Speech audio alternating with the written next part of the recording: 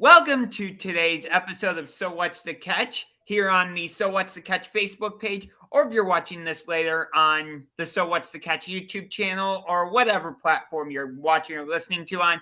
Happy to have you here. So let's get right to it. The Lions are going to be on Hard Knocks, and the draft is going to be in Detroit. Big news for Detroit fans. Happy to see more of Motor City Dan Campbell. Yeah. Gotta love Motor City Dan Campbell. The guy is a walking meme in the best way. He is. And chances we see John Dorsey also on Hard Knocks. Very interesting. That'd be interesting as well. Maybe they have a new quarterback. Maybe the guy that's currently here that is waiting to get traded. That would be so funny to watch those two reunite on Hard Knocks and be able to follow that. It would look like the hug that Hugh Jackson gave, what's his name, that we tried to trade for from the Bengals. McCarron? Yeah. McCarron, AJ McCarron. It would look like that.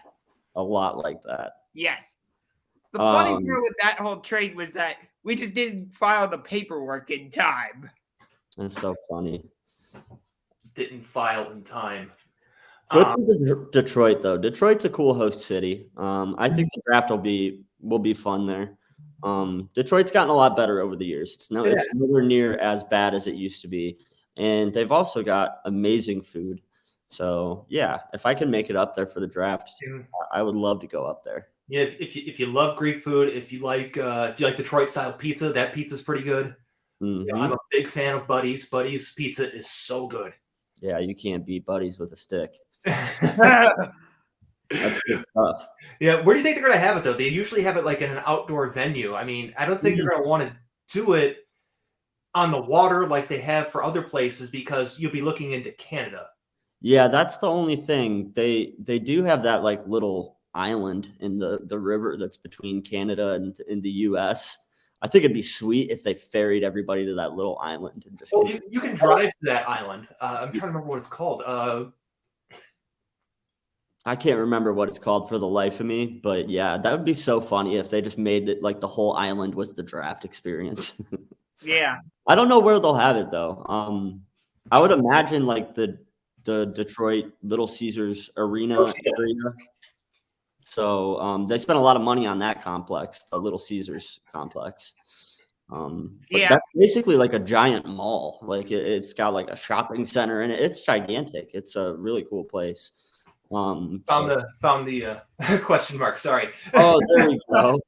I love that you update the sign for every show. It's like my favorite little Easter. Yeah, I always look forward to what it's gonna say. Yeah, me too. And we'll talk about that when we talk about the Cavs later in the show. But as far as where they're going to have it, man, I really don't know. Maybe they have it inside. They usually do it outside. Yeah, that's the thing. Yeah, so Detroit could still have some bad weather that time of year. It might not be the worst idea to have it inside somewhere. And I mean, Detroit's a fake hockey town, but they are a hockey town. So Little Caesars Arena would make sense to me. I think. I love. I hate the Red Wings, but that place is awesome. Ford Field be another good option. Yeah, Ford Field's not bad. Not bad either. Yeah. But yeah, I don't know. I love where Cleveland did it. Being right on the lake like that looked great. Right by the Rock and Roll Hall of Fame and stuff. Yeah, and it was right next to First Energy Stadium too. Right. I think they were smart. They would try and find a space close to Ford Field and Comerica Park to feature both in the coverage. Yeah, definitely. They'll have that place lit up like a Christmas tree when they're doing the overhead shots and stuff. Right. But it's exciting for Detroit because like it really is a great sports town. Like I don't care what anybody says, like having lived in proximity to Detroit for several years, like they have a great fan base, like in all of their sports. Like, even though the Red Wings stink at hockey and really should be demoted to the AHL, overall they have great fans, just some of the most diehard fans in the world. So yeah, I'm excited for Detroit. Yeah, I mean, you look at some of the the long droughts of success that you've seen in Detroit. The Lions historically had their giant drought. The Tigers were bad in the 90s and the early 2000s. the end of their good teams from the 80s. Mhm. The Red Wings used to be called the Dead Wings, okay, as a nickname. And the Pistons, the teal era. That's all I got to say. The teal era. Yeah, right. Exactly. Yeah, I mean, in terms of like a city of suffering when it comes to sports, like Detroit gets it. They get what Cleveland goes through and some of the streaks that we've endured. But yeah, I mean, they broke. It's kind of funny to me that Detroit broke their championship streak before Cleveland did, and like almost every sport too. Like they won it in hockey. The Pistons won a championship. Like the Tigers won a World Series before any of our teams did. So yeah. All right. So did you guys see that the NFL changed the overtime rules for postseason? Yeah. Yes, both quarterbacks going to be able to touch the ball now. So the argument now is going to be when the third possession happens and that team scores and the game's over, they're going to bitch and complain because the quarterback didn't get a chance to answer. They just pushed it just a little bit down the way. You know what I mean? They kicked the can down the road. Yeah, they really did, huh? But it was inevitable. This was a train that couldn't be stopped. So I'm okay with it. It's not terrible, but I'm not crazy about it. I was kind of on board with what Tomlin was saying.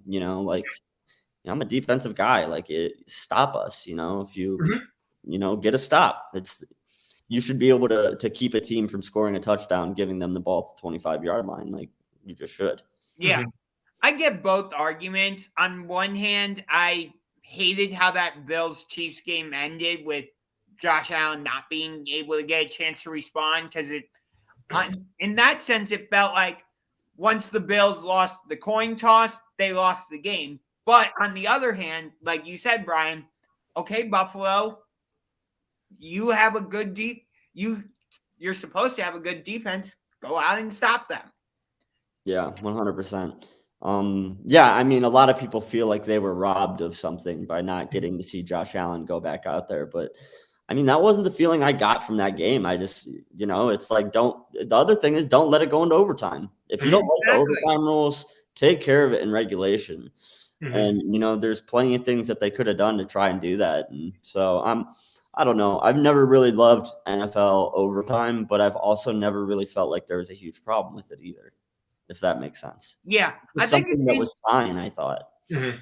I think it's interesting that I think the rule was proposed to change it for both regular season and postseason, and it resulted in only getting the postseason rule changed, but not the regular season. It's because they don't want it's for player safety a little bit, injuries. They don't want the game to last longer than it should. They also don't want games to overlap with each other in certain markets, because if a game goes into a third possession in overtime, like that game's at end of 5:30 if it started at 1. Yeah, I mean that's an hour easy. It's gonna go right up into Sunday Night Football, and if it's on Sunday Night Football, the game will be over at 2 a.m. Right. That's why they didn't do it for regular season. And I mean, I get it, postseason's doing it for there, but it's just kind of like meh. And the only thing I do see that we're going to see an uptick in is the team that scores second. If they score a touchdown, I think we're going to see an increase in 2-point conversion chances. So they don't move on the the field goal or touchdown that comes next or whatever. You know what I mean? Right. Yeah. And I like that, that it brings some more strategy into it, and it'll make for some more interesting decisions in overtime. But yeah, I mean, they can't argue player safety or anything anymore, because if they really wanted it to be about player safety, they would just get rid of overtime. It has to end in regulation unless it's the postseason. But yeah, I mean, they are making the games longer. They're having guys play extra series. So this is so counterintuitive to everything they've been trying to preach for the past decade, but it's the NFL. So yeah. So what did you guys think of what Jim Irsay said about Carson Wentz and calling that whole thing a mistake? Well, Jim Irsay is a very bold individual. If you ever heard of any of the stories from Pat McAfee talking about Jim Irsay, he's a unique character. He's a very unique person. He's an eccentric person. He's a wild card. He is the definition of wild card. So it's just it's Jim Irsay doing what Jim Irsay does, really. Yeah, and this is one of those situations too where it's like you want these guys to be human and to like be honest, and then when they are actually honest and say something like this, like everybody in the media jumps down their throats. You know what I mean? Mm-hmm. It's like it's so hypocritical to me. Yeah, like remember when Steve Cohen bought the Mets and he was very active on Twitter, and everyone was just like, "Oh, this is going to go badly with the Mets struggle," and it did, and he kind of hopped off Twitter for a while. But like, it's exactly the same thing. Like, it's fun. But when it goes poorly for the team, it usually ends up being some sort of crisis almost. Yeah. I thought this quote was really refreshing, to be honest. Yeah, I think it's the other thing, too, is to admit when you're wrong. Like, billionaires do not like to admit that they're wrong. And by him saying that, by him saying that entire era is a mistake, he's saying, like, look, guys, I got this one wrong. And I think that's pretty cool. Like, is it kind of a dick move? Yeah, sure. But like, these guys are professional football players. Like, you're going to have your feelings hurt. It's a business. So cry me a river, Carson, if he's feeling some kind of way about it. But everything I've seen of Carson Wentz is like, he's a pretty good sport about like everybody's opinions of him and stuff. Mm-hmm. Like McAfee's been like one of his biggest haters openly, and he had him on the show, and he stayed in studio for like 2 or 3 hours. Mm-hmm. And he was very, open with the fact, like, okay, I know a lot of people don't like me, don't believe in me, what have you. But so I don't think that Carson's too worried about this quote either. So yeah, for me, it was a really interesting and refreshing thing to hear from Jim Irsay. Yeah. Mm-hmm. I mean, he went from a decent situation with Indianapolis to a literal shithole with the Washington Commanders, because that field is terrible. Oh, you mean 2 sets of books Dan Snyder isn't keeping things in order? Oh, yeah, right. Imagine that. I mean, that guy's still involved in the NFL. It's amazing. I don't know. It's one of the biggest mysteries, honestly.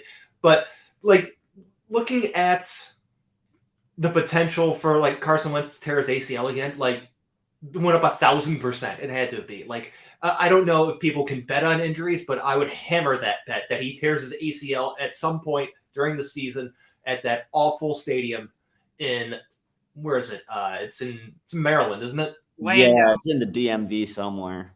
Landover, Maryland. There we go, Landover. Yeah. No longer Raljon, but Landover. Mm-hmm. Yeah, I mean, that's going to be a rough place to play for a guy who is often hurt. And then he's got to play Philly twice a year, too. That's going to be fun. I was just going to say, why do I have this weird feeling that the game he gets injured in will be against the Eagles? It probably will be. Probably whenever they play the Eagles, he'll tear his ACL, and there we go. He's going to be the next Kurt Warner saying that football should be played on turf inside. Carson Wentz is going to be the next guy advocating for that. I guarantee it. I would not be surprised. Mm-hmm. Jared Goff and Carson Wentz, I don't want to say they're two of the biggest busts, but in recent memory, they are one of the biggest busts I can think. 2 of the biggest busts I can think of. For Goff, I wouldn't say he's a bust. I would say Goff is more disappointing or disappointment, underachieved, did not live up to his draft status, but not a bust because he's not like Jamarcus Russell or Ryan Leaf or whatever. Kind of the same category that Baker Mayfield's in. Okay, right. Like, and Carson Wentz, I would say kind of the same thing, but it's like you've seen him play well at times, but you've also seen him play hilariously bad. Yeah, it's funny to think though, like for a moment when he was like at his peak, like people were saying Carson Wentz is like the prototypical quarterback. Like this is like, if you could create one in a lab, it would be this would be what you would create. And then like that just changed so quickly. He's just one of those guys that had like a brief moment in the sun and like showed so much potential, but then he just fizzled out. He got MVP votes that one year. Yeah. That was the season. People were absolutely crazy about him. Yeah. I mean, that's what people looked for in the draft. It was like, who's going to be the next Carson Wentz? So, yeah, he hasn't just been like a straight bust either. Like he had a little bit of a rise, and a fall from grace, if you will. Like, he's not like Josh Rosen, okay? Who's he never had a peak. Horrible. Right. It was just completely terrible all the time. And then the Cardinals just pulled the rug out from underneath him. But well, like Josh Rosen, if he was actually good, he would have like stuck around one of the other like 5 places he's been since. You know what I mean? He jumped from team to team, and it's not because he is going on some sort of like mercenary tour. It's because he sucks. Okay. Yeah.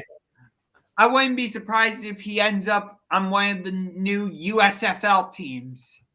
Yeah, or fan control. NFL contract, so I think he's just going to keep doing that. And it's going to pay more to be a third string guy, be inactive every week and not do anything. Yeah, if he can get a job as a backup in the NFL, he's going to keep that for life. Yeah. I mean, it's one of the best jobs in sports, depending on how you look at it, I mean, the best job in the NFL for a very long time belonged to Jim Sorgi. Just had to hold a clipboard for Peyton Manning. Yep. That's so true. That dude never played. And just but everybody knew who he was.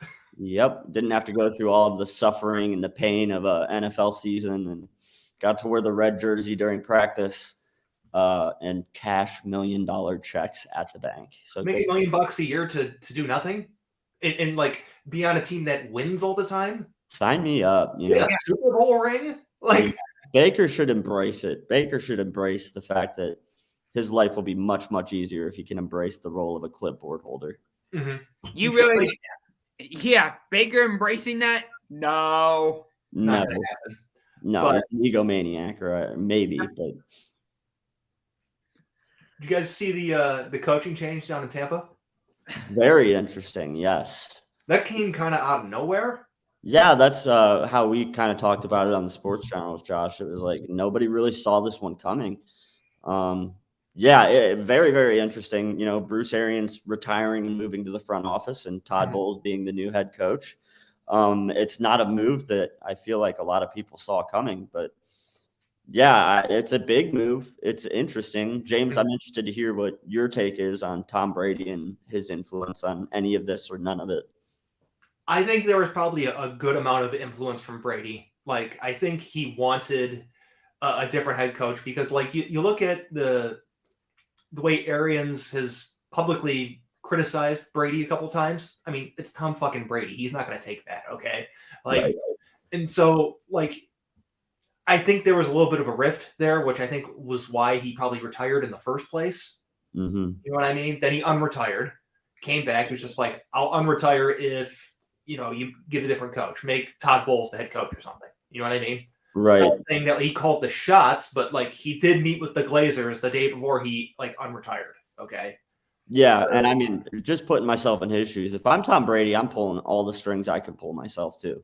Yeah. So, yeah, like nothing against Tom for any of that, but yeah, I think he was probably very involved in, maybe a periphery way, but like his influence was heavily involved. But yeah, I mean, it's an okay move. It'll be interesting to see what Todd Bowles can do with a much better team than, he's had before. So. I mean, yeah, because the Jets were a dumpster fire. I mean, yeah, absolutely. They still are a dumpster fire. Yeah, that hasn't changed. But, I saw some people kind of wondering why it wasn't Byron Leftwich that got the call, but it's not really that surprising to me that they went with Bowles instead of Leftwich because Bowles has been a head coach before. This is a team that wants to win a Super Bowl now. And Byron Leftwich has had, what, 1 year, 2 years of play calling under his belt? Yeah. 1 year of actual play calling, I think. But, like, he needs more experience, honestly, I think. Yeah, I agree. I think it would be too soon for that kind of move for him. But he's a guy that definitely down the road, one of those people you keep your eye on and hope that if the moment comes that, it's the right fit. But yeah, for sure. Yeah. What did you guys think of Malcolm Jenkins retiring? I mean, he was in the league for a while. I'm not like all that surprised by it. He was one of my favorite players in the league. I wanted the Browns to draft him, but of course they didn't because that was during the era where they never drafted Buckeyes. Yeah, they're very anti-Buckeye for a while. Yes, they were. For a very long time. Very long time. They broke that streak with like the worst wide receiver they could have in Brian Robisky. That was just so maddening. But yeah, that's a nepotism pick there. Terry used to be a wide receivers coach, and he was an interim coach Right. for the Browns. Yeah. That's the only reason. Yeah, the only reason Rubisky Jr. ever fit on that team was just his ties to, his father. Mm-hmm. Beyond that, yeah, like there was absolutely no reason to use the pick on him. Yeah. All-time great safety, though, Malcolm Jenkins, I agree with that 100%. Hall of Famer? I think there's a case to be made. I wouldn't say definitively yes or no. Yeah, he's not one of those guys that jumps off the page and you're like, oh, yeah, first ballot. But, yeah, definitely Hall of Fame caliber player. And in terms of, like, being surprised by retirement, like, I'm never surprised when an NFL player in their 30s retires. Mm-hmm. It's just, it'll never surprise me. It's such a brutal game, and it's one that you obviously, like, if you can walk away while you have all of your faculties about you, like, it's probably the right thing to do long term. So, yeah, happy for him. He had a great career. Mm-hmm. Yeah, anchor of two teams. The Saints and the Eagles. He was just, you can count on him year in, year out. And like, he's gonna play well. He's gonna anchor the defense, and he's gonna raise the play of others around him. Yeah, for sure. He was a security blanket for them for a long time. For all the teams he played for. He's just so consistent year in, year out. So like, yeah, in terms of like consistency over a long period of time, like that definitely is going to help his Hall of Fame chances. Yeah. In my opinion, that's one of the more important things is like, how do you do, like, how long does your peak last? Because a lot of people will have a really good season, but that doesn't mean that they're Hall of Famers. You know what I mean? But when you do it year in and year out, like he did, and like when, coaches went up against him, like they always were accounting for him. Like he was never a guy that like kind of deteriorated in a sense. Mm-hmm. So, yeah, I'm glad that he retired in his, he seems to be healthy. So that's a good thing. Yeah, he's got 2 Super Bowls. He won with both New Orleans and Philly. Looks like just 1 second team All-Pro. He might get a little bit dinged on that when it comes Hall of Fame time. He's got 3 Pro Bowls, but here's the interesting thing. He has 8 defensive touchdowns. Wow. That's a lot. Surprised me. That's like 21 interceptions, 24 fumbles, 11 recoveries. Like, I think those numbers will push him in. The All-Pros are just like, they're not there, but I think they actually did in terms of turnovers and, defensive touchdowns. I think that's ultimately what gets him in.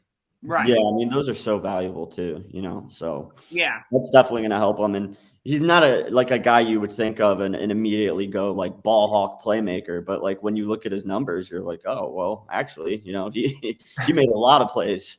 Yeah. I wouldn't say he's like a first ballot Hall of Famer, probably a second year Hall of Famer or third year, I would say, more likely.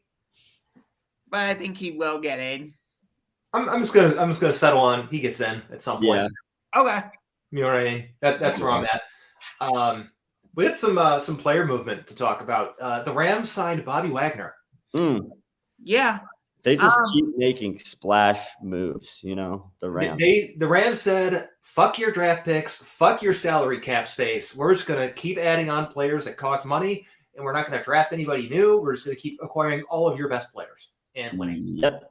And it's a strategy that worked to perfection last year, so why not, repeat it? Yeah. Like at some point, the Rams are going to suck at some point, but it's not. Oh, 100%. But it's not now. And that's what they're thinking is, and I think some of that too is like capitalizing on them, like being the LA team and stuff. Like, I think they really have to, like, they're kind of pressured into like trying to take over that city, Oh yeah, 100%. Business standpoint. So it makes sense that they're doing all this, but like, yeah, there's going to be a very painful era for Rams fans in the not too distant future. I mean, it's not like the Chargers are going to take over that town anyway. No, they're not, because the first team to win a Super Bowl there was the Rams. Right. Exactly. But you look at that, but like, I don't know how like long their down period's going to be. Like in the NFL, when you go into a down period, it usually lasts for a minute. It's not like a 1 year, then rebound. But we'll see. Depends on how they try and put together any sort of succession plan on some spots. But ultimately, when they have to find a new quarterback, I think that's when it's going to be tough for the Rams. Mm-hmm. Yeah. And I mean, if you follow, guys like McAfee, he'll tell you that salary cap ain't real. It's fake. So if there's any hope for their future, it's that, somehow they'll use these salary cap loopholes and manipulations that can, maybe reshape some of that. Because it seems like not that it's all fake, but like it's all so easily manipulated. Mm-hmm. That makes sense. Yeah, stuff gets converted into signing bonuses, which don't count against it, and they use added void years and deferred money. Like, if Jadeveon Clowney's on the team this year in Cleveland or not, for like the next 2 years, they're gonna be paying him like $3.5 million, regardless. Yep. You know what I mean? Because of void years. Yeah. So there's some financial jujitsu that they can do to kind of keep themselves alive. So yeah, I don't think it's as grim as people might think, but yeah, it's definitely coming because, like you said, they do not care about the draft picks. They do not care about any of that kind of capital right now. No, they don't. Well, let's hope someone who actually knows what they're doing is working the financial maneuvering or jujitsu, as you put, and it's not like Michael Scott's financial maneuvering that got him declaring bankruptcy. Okay. Yeah. So a former Brown went to the Patriots, which seems to happen all the time, or at least it used to. But Jabril Peppers. Huh. Yeah, interesting to see him end up in the Patriots.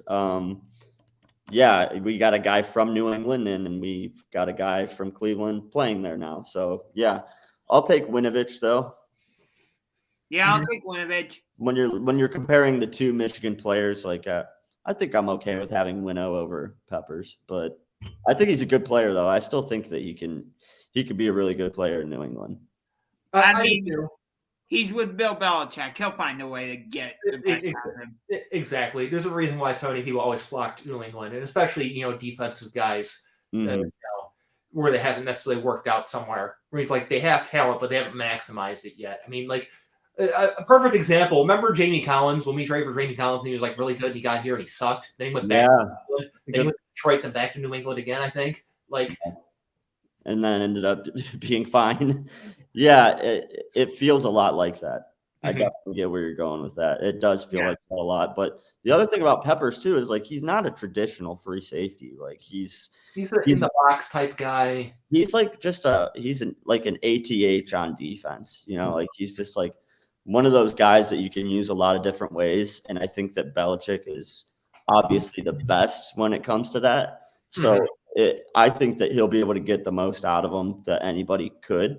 I mean, you could say that about any player because it's Belichick and he's the GOAT. But in this instance in particular, like this is one I actually circle and go, oh, okay, he's going to make him a lot better.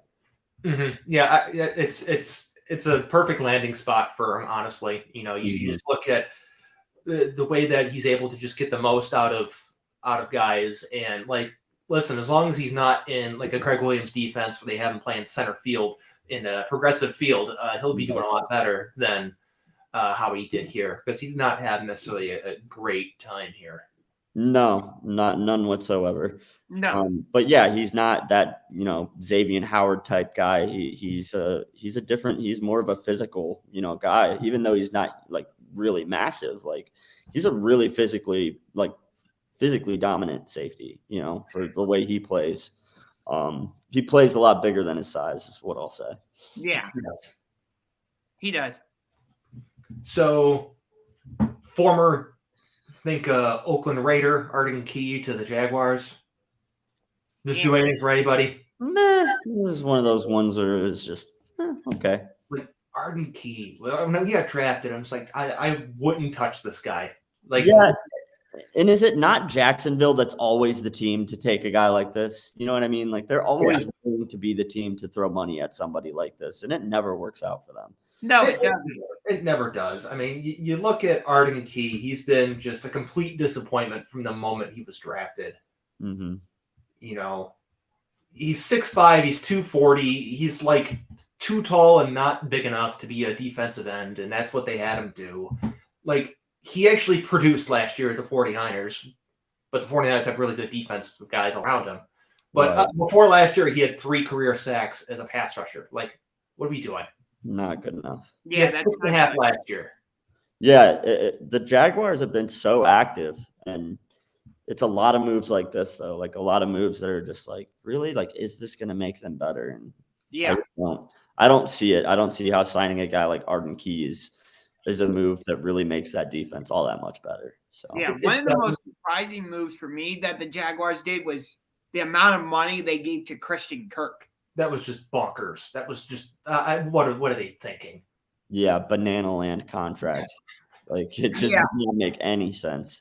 I watched a YouTube video the other day from a guy named Urinating Tree. I don't know if you've ever seen his videos. No. Urinating Tree? Yes. It's really funny.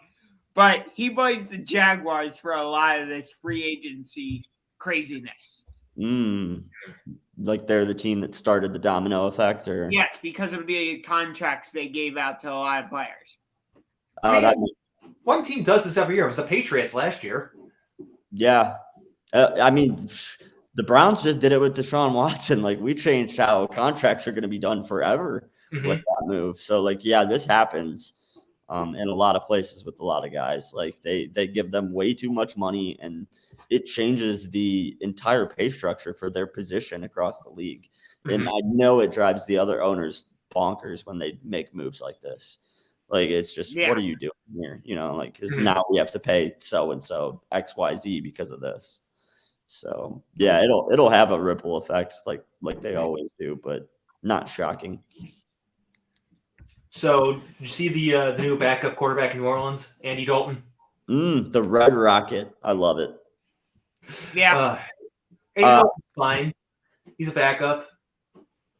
If you want just the generic backup quarterback behind James Winston, he's their guy. Yeah.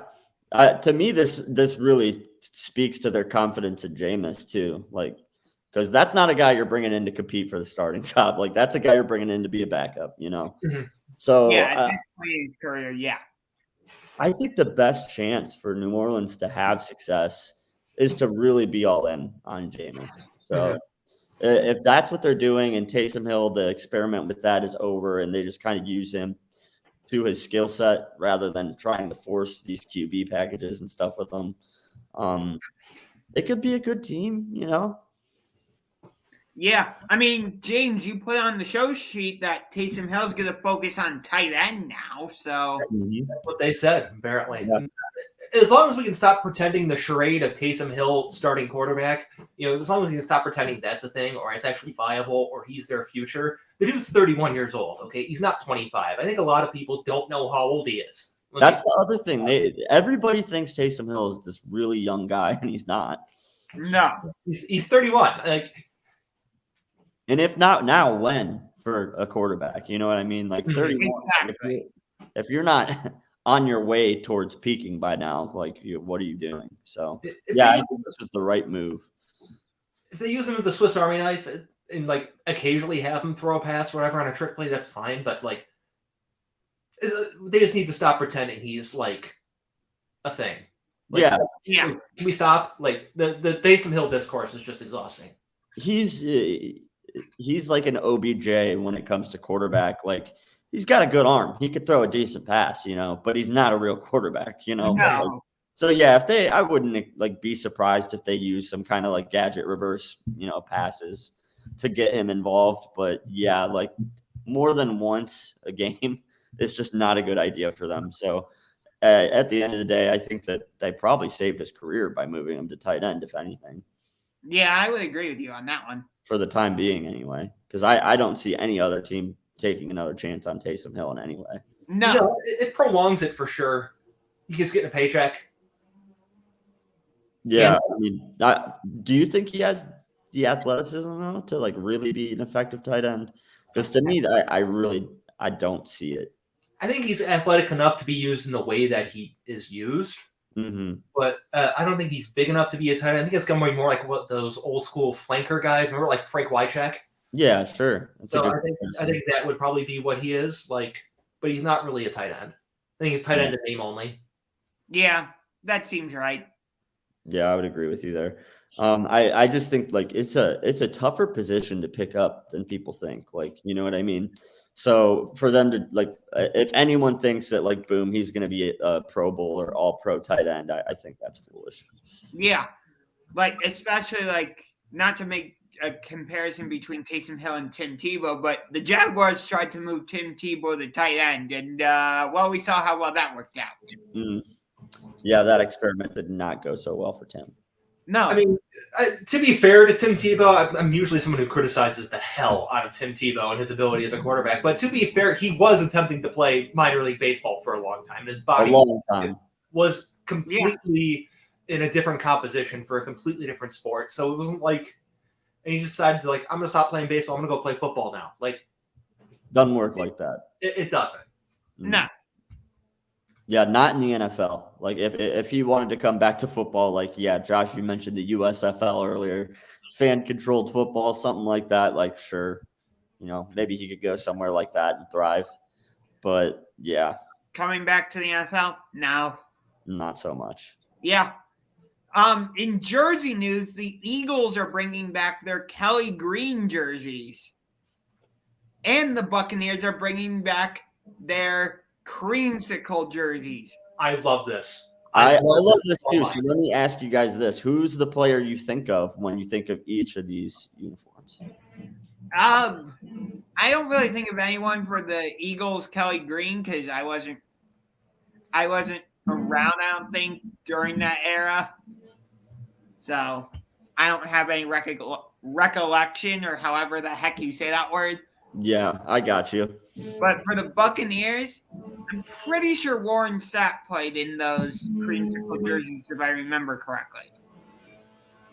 He might have, like, in the first year of his career, maybe he might have been drafted by the Bucs, so they still wore these before they had their rebrand. So that's possible. For the Kelly Green jersey, it's easy for me. Randall Cunningham. Like, yes, that's exactly who I think of. Yeah. You stole the words right out of my mouth. He's one of my all-time favorites. But for fun, I'll go with Mark, and I mean Mark Wahlberg. In Kelly Green, yes, just because of that movie, and I'm a Mark Wahlberg stan. Like that wasn't a great movie. Like, don't get me wrong, I'm not saying it was a great film, but I fucking love Mark Wahlberg. So, yeah, that does. It reminds me of that story. Now I'll always attach that story to those jerseys. So not Tony Danza and the stupid garbage man field goal kicker movie. Oh no, not that one. Not that one. What was that one called? Oh my god. Oh, hold on. It's got some long, ridiculous name. Anyway, what about... All right, here we go. The garbage picking, field goal kicking Philadelphia phenomenon. Thank you, 1998. There it is. Yep, I'll be sure when I get off the stream to go on Netflix and look that movie up. Yeah. Not. I'll tell you who I'm real excited to see in this Bucs creamsicle, though, is Tom Brady. Oh, he's going to look tremendous in that. That logo, though, was so weird with it. Bucko Bruce. I love Bruce. Just a pirate winky at you. Doesn't seem all that intimidating. The Browns logo is literally a helmet. Yeah, right. Correction. In my opinion, the Browns don't have a logo. Okay, well, your opinion's wrong. It's the helmet. Our logo is a helmet. Our logo is a helmet. There you go, James. There you go. Google Browns logo. See what comes up. True. I'm okay with Bucko Bruce, though, because at least it's like a caricature of like a swashbuckling pirate and not like a racist caricature of some, you know what I mean? Like there's a lot worse mascots that were more problematic than Bucko. Oh, yeah. He's fun. It's just kind of like, it's like, this is totally like 1970s, and I love it. To me, it makes me think of Antonio Banderas, like from Zorro vibes. Bucko Bruce. Like as soon as I saw that movie, I'm like, that's Bucko Bruce. I always put the two of those together now. You know, I actually watched like this series of videos about like the evolution of team colors and stuff. The Buccaneers wanted to go with red, orange, and green, but it would have been too close to what the Dolphins were doing. so they were stuck with red and orange. Yeah, I'm a big fan of like uniforms and throwbacks and the history of it and stuff. So like I'm all about stuff like this. Anytime like teams are bringing back old looks that were like iconic, it's always fun. Yeah. So I'm excited for both of these. The Kelly green jerseys, like it's okay because it's a different green. You know, you don't get a lot of greens in sports other than like that annoying Boston Celtic, green. So yeah, it's cool. It's different, but I'm more excited for the Bucks one. I think that one's a really cool look. You know what color we don't get enough of in sports in general is purple. I'll agree with that. My high school colors teams, Vikings, Ravens, Colorado Rockies, Arizona Diamondbacks, Lakers, LA Kings. There's I just feel like there, but it's not a primary like some of them. I get what you're saying. Yeah, I'd like to see more purple. Purple represents royalty too. So like a lot of like you look at like English football teams in like different leagues and stuff like they'll use a lot of purples and stuff like that. So yeah, I think that there's a way to pull off purple and make it look good. My high school was purple and gold. We were the Vermilion Sailors, the fighting purple and gold. My high school was blue and yellow. Our uniforms were copycat Michigan uniforms. It was terrible for me. Those were actually blue and maize. Is that what you're saying? Yeah. Not going to go that far. I mean, my high school, we didn't have a football team. Okay. Yeah, because we're a private school. You're one of the few high schools that my football team could actually beat then. Because my high school football team is terrible. Yeah, we were bad. We got clowned by Drew Henson 4 years in a row. Yeah. We've had some good players come out of Vermilion. God, I can't think of the guy's name. There's a Philadelphia Eagles, that era tight end from Vermilion. Mm-hmm. I'll have to dig it up. But yeah, that's so ironic that I think he was the Kelly Green era. Yeah, played football. Right. Every once in a while, Vermilion will produce like a really good athlete, but like in terms of the football program as a whole, it's usually not the best. Yeah.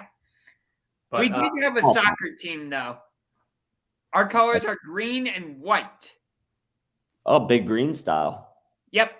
Underrated sports movie, by the way. Say, are we just busting out Disney movies today? Is that what's happening? The Big Green is so good.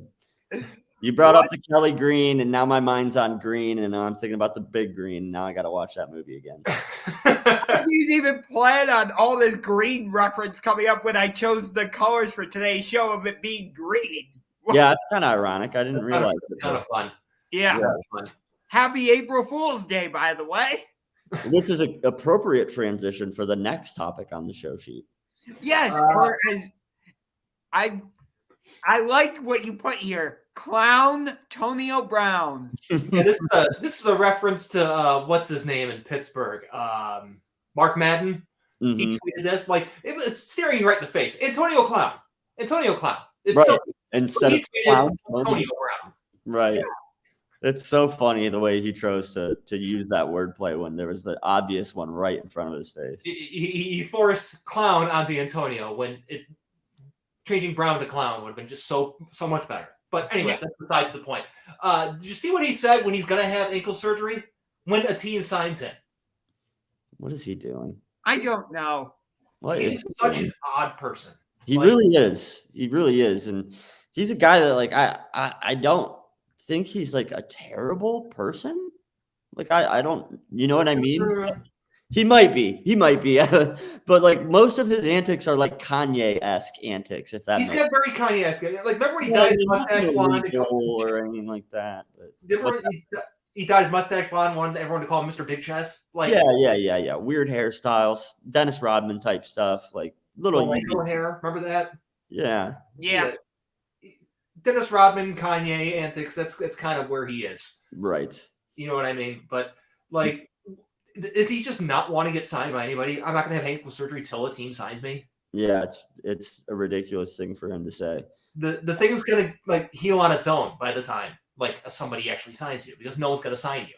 Yeah, exactly. Because nobody wants to deal with your shit show. That too. There's a lot of baggage that comes with bringing in a guy like that. Tom Brady would again, probably. Probably. Brady's he'll use mercenaries. Anybody that'll win him a Super Bowl, he doesn't care. Yeah. I mean, So if if he thinks, what's that? you look at some of the players he's played with and what's happened with them off the field, not necessarily all that surprising. No, yeah. So, Yeah, no. less than stellar characters. Goodness Yeah. gracious. There's so many of them too. I'm not Yeah. good, but there's a lot of them. Yes, there is. Or There's a very long list, and a lot of guys have been suspended or banned from the league or gone to jail or whatever. But speaking of suspensions, there is not a timetable for a Deshaun Watson suspension at the moment. I think this is kind of important when it comes to how things are going to go in terms of the Browns, who's going to be playing when. Because I do think it's somewhat of a crucial note that Roger Goodell didn't just go commissioner's list suspended indefinitely. I'll unsuspend him when the time comes. Right. Right. It feels inevitable that he will get suspended. I think the NFL would be stupid not to suspend him because that would be such a black eye. But for them to say there's no timetable on it, maybe that's a good sign. I don't know. It's one way to look at it, any day longer that they go without him getting a year-long suspension is a good day, So yeah, it's interesting to me. I don't know, like, do they really believe his innocence claims? I don't know what they believe or don't believe, and what is honest and what's dishonest. So yeah, I mean, it's a difficult situation for the NFL. Like, you could justify it going a lot of different ways. You know what I mean? So, yeah, I don't expect them to rush this decision. It's probably something that they're going to think about as long as they need to. Yeah. You look at the NFL's history of botching suspensions with premature suspensions all the time. Calvin Ridley? I mean, there's Calvin Ridley. I was thinking more of Tom Brady in the Deflategate suspension. You know what I mean? Yeah. They finally realized, hey, maybe we should wait before we do anything. Yeah. Instead of just being like, suspension. It's just like, what are you doing? Right. Yeah, they suspend first and then explain why later. And yeah, they really should do things the opposite way. Yes. So, yeah, Josh, in that way, you're kind of right. Like, in a way, it's a good thing that they haven't said that there's a timetable yet. Mm-hmm. Right. And then you look at, geez, I lost my train of thought. No, what about, here, let's see if these two topics can go hand in hand. What about Antonio Brown after ankle surgery? Do you think that he would have a place on the Browns roster? Absolutely not. I don't want him anywhere near the Browns roster. No. Absolutely no. I mean, there's already so much drama with this team from, last year with Baker and Odell, and, Baker's going to be gone. Odell might be back. Who knows? But, like, I don't think they're going to bring in the complete wild card of Antonio Brown into the mix, even though he's trying to tweet it into existence. That's why I brought it up, because he obviously was trying to manifest that in some way. Yeah. No, I'm not interested in it either. Mm-hmm. I don't think that he's capable of being that good right now with his ankle and the condition that it is. And also think about this too, like, people are already saying, congratulations, Browns fans, you have your own version of Big Ben Roethlisberger now and all that. So if you bring Antonio Brown on and all his legal problems, I'll say, yeah, I don't need to tell you more. Not a good idea is what you're saying. Exactly. I'll agree with you there. Not a good idea. No. But yeah, they're in no rush to issue the suspension. I wouldn't be surprised if we're waiting for quite a while before we find out how long it actually is. It sounds like they're going to be waiting for the civil cases to get resolved in one way or another before they make any sort of determination. Right. That's my read on it, honestly. I think that makes the most sense for them right now, to not make a decision until all of the punishment's been handed out. At this point, it would only be monetary punishment for him, but Mhm. still, whether or not he's found innocent or guilty is going to impact the way that they hand out the suspension for sure. Mm-hmm. Yeah, but they don't want to put the cart before the horse and end up getting sued by a player again. Right. Yeah. And they're finally learning from their mistakes. Like I said before, they're finally learning from their mistakes and not being premature in their punishments that they hand down. So that's good. As for another quarterback on the roster, it doesn't seem like the Browns are in any type of rush to move number 6. Well, part of it is that Baker Mayfield has absolutely no trade market. Okay, big part of it, and nobody wants him. I saw a report that said teams want a pick attached to take on Baker's contract, and that's just like holy shit. Like nobody wants this guy. Like it speaks volumes that nobody wants him. Like if he was actually capable of being the guy that a lot of people think he is, which he isn't, someone would have jumped on this. If they think he's a franchise caliber quarterback, paying him $18 million this year is nothing. Right. It's nothing if he's supposed to be that guy. But like exactly, look what the Browns just did with the yeah, exactly. Look what the stupid Commanders did with Carson Wentz. Yeah, if you think it's a guy, if you think he's the guy, like yeah. I mean, my best guess is that maybe they trade him to Tampa Bay so he can be a backup under Tom Brady. I have no idea, but here's what's going to happen, and you can see it coming from a mile away. They're going to hang on to him until training camp. Some quarterback's going to tear his ACL, and then that team's new quarterback's going to be Baker Mayfield. Okay, I hope you enjoy Washington, Baker, because Carson Wentz is going to tear his ACL. I could see him ending up there for sure. Yeah, I agree. I think that he will be brought in out of necessity before he will be brought in to lead a franchise to any kind of promised land. Yeah. So once somebody is in need of a quarterback great enough, they say once the pain is great enough, you'll be willing to change. Once the pain is great enough at quarterback situation, you may be willing to take a chance on a guy like Baker Mayfield. Yeah. But it really is going to play out exactly like the Teddy Bridgewater situation did, when his knee exploded and they traded for Sam Bradford. Okay. Yeah. That's exactly what's going to happen.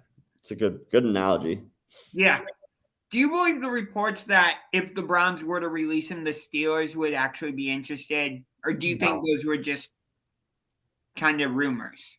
That's just something that somebody made up. There's no legitimacy to that. Yeah. I don't think there's ever any real legitimacy to that either. I mean, maybe to be a backup, but if you think Mike Tomlin is going to waste any years of his career with Baker Mayfield being his starter, you're crazy. And the Steelers just went and already signed Mitch Trubisky to a 2-year deal. They're not going to have 2 backup caliber quarterbacks on their roster. You know what I mean? Right. And they still got that clown Mason Rudolph on their roster too. And yeah, is Duck Hodges still on the Steelers or no? I have no idea. No, he's gone. I can't remember where Duck went. He might be USFL. I feel like he might have got drafted in the USFL. I wouldn't be surprised. Yeah, he was a thing for a minute. Yeah. That's the thing about a town like Pittsburgh or a town like Cleveland. Like when you have a character like a Duck Hodges, they just will go viral in a city like this. Mm-hmm. Yeah. Hey, another quarterback still on the roster. Well, not our roster, but a roster. Jimmy G, still with San Francisco. And he might still be their starter. Like what the hell is going on in San Francisco? Is Trey Lance that bad? He must be. Is that what's happening? Is he just terrible? And that's why they still have Jimmy G and he could still be their starter? That's the only thing that makes sense to me. Yeah. Because I mean, they made it clear that they were interested in upgrading at this position a long time ago. Mm-hmm. And yet here we are, and like you said, he could still be the opening day starter. So yeah, I don't know how much of this is kind of similar to the Baker situation where teams aren't interested. I think teams are definitely way more interested in a guy like Jimmy G than Baker. They are. But yeah, I think the longer he stays put, the better his chances are of, he's just going to be the guy going forward for another year. Yeah. Because they took a guy at number 3. So like they took a guy they believed in, and he should be ready to go by now. You usually don't wait around this long to start a guy like him. So to me, that's a big red flag, and they must not see much in him. Right. And also the fact that they traded up to the number 3 pick to take Trey Lance. Yeah, they really were crazy about him. Yep. How many times a day do you think Kyle Shanahan kicks himself being like, I should have drafted Mac Jones like I wanted to? Yeah. And didn't get pressured into Trey Lance. Right. How much the spot they'd be in if they actually went with their initial plan of drafting Mac Jones? Yeah. That's a really good point. How much? I mean, they wouldn't have they could just like get rid of Jimmy G, whatever, take a 7th round pick for him, and just move on. They would have Mac Jones be their starting quarterback. Mac Jones was good last year. Yeah. He had a good year last year for sure. You know what I mean? And now they're in quarterback purgatory, and that's a bad place to be. Quarterback purgatory is somewhere that the Browns have found themselves often. mm-hmm. So yeah, it's not a good place to be. It's tough for a team like them too, because like they're a good team, like they're ready to win now. So yeah, I think the longer he's still on the roster, the more likely it is that he's just going to be the starter. Yeah. Which might not be a bad thing for them, because I know they had a lot of injuries, but they still made it to the NFC Championship game last year. Mm-hmm. So I think, and they went to the Super Bowl just a couple years ago, and if it wasn't for Kyle Shanahan saying, nope, we're going to abandon the run game and I'm going to put it in the hands of Jimmy Garoppolo, they would have actually won the damn Super Bowl. Debatable, but sure. I mean, yeah. Anyway. Where do you think would be, is there anywhere else that you think is like a great fit for Jimmy G? Because like, I don't see a team out there that like looks like it'd be like, oh, that makes sense. You know what I mean? I can't even say Carolina. Mm-hmm. The Steelers made more sense to me than anybody before, the Mitch Trubisky stuff. Yeah. But obviously the Steelers were going to trade for him. Yeah, I just don't. I think that for Jimmy G's sake, he probably is best off staying put. Indy, maybe? Maybe Indy, yeah. That's all I can really think of. They were in Deshaun Watson and on him. Yeah, they definitely were interested in pursuing him for sure. So, yeah, that would make a little bit of sense. But, yeah, other than them, nobody really. If Tennessee wasn't in the situation they were with Ryan Tannehill and all that, I would have suggested them, but they can't get out from Ryan Tannehill's contract. I mean, why would you go from? I mean, that would be such a lateral move. Jimmy G and Ryan Tannehill are on the same level of quarterback. Yeah. Correct. You know what I mean? You can have Ryan Tannehill or injury-prone Ryan Tannehill. Like, yeah, that's a good way to. Yeah. Yeah, you have Ryan Tannehill or a guy who's just like him that get hurts a lot. So yeah, good point. So I don't think Tennessee would be an option. But speaking of 49ers quarterbacks, Colin Kaepernick, honorary captain for Michigan's Maize and Blue game. I know him and Jim Harbaugh are buds, but like, what the hell's happening here? I have no idea. Yeah, that makes no sense. No significant ties to the University of Michigan, really, in any way. But cool, I guess. Like, yeah, like it's about all I care about is recruiting, really, and it's like obviously a lot of recruits are gonna really like the gesture made by Jim Harbaugh inviting him to campus, and but yeah, I don't really understand what's going on either. That's a good way to put it. It's just kind of like one of those things that was like, oh, okay. Yeah. But I mean, I don't know. Good for both parties. I don't think that it's like, I don't think it's bad for Michigan, and I don't think it's bad for Colin Kaepernick in any way to be involved in this capacity. Yeah. So, yeah, it just kind of came out of nowhere and didn't really make much sense. But yeah. Yeah, it feels like a bit of a publicity stunt. I mean, anytime you attach the name Colin Kaepernick to anything, it's going to get attention, both good and bad. Yeah. And it'll benefit both parties. It's just weird. You know what I mean? Yeah. Like Kaepernick played at Nevada. You know what I mean? Yeah, I mean, Harbaugh is a weird guy. He employs weird tactics. Like he once had a sleepover at a prospect's house to convince a kicker to sign at Michigan. So yeah, he does some bizarre things from time to time. So like, I think he's a good person though. Like I think Jim Harbaugh is a good guy. So like I think he means well here. I don't think it's all publicity stunt. But yeah, I can certainly understand why the perception might be that, like, yeah, this is for publicity. I just think it's more Jim Harbaugh being a weird guy. That's what it is. That's pretty much what it is. Seems like it, yeah. So, Brian, I see you have a hashtag qualified in your name there. American Yes. flag. I didn't have this on the show sheet, but I wanted to throw this in here real quick. United States qualified World Cup. We did qualify, and the World Cup draw was today. So we found out this morning who was going to be in our group, and we have in Group B England, Iran, and then the winner of Wales versus the winner of Scotland and Ukraine. So it's either going to be Wales, Scotland, or Ukraine from Europe, and then Iran and England. So as a U.S. soccer fan, very doable group. It's definitely not a group of death situation where it's something that they're not going to be able to like find their way out of. I really like this group if it's Scotland or Ukraine a lot more than if it's Wales. Wales still has Gareth Bale playing at a very, very high level. I think they're a dangerous team. But Scotland, Ukraine, they don't really worry me too much at all. So England and the United States should come out of Group B fairly easily, which is awesome because that's my two squads. Like U.S. before everything, but then England. Is it coming home?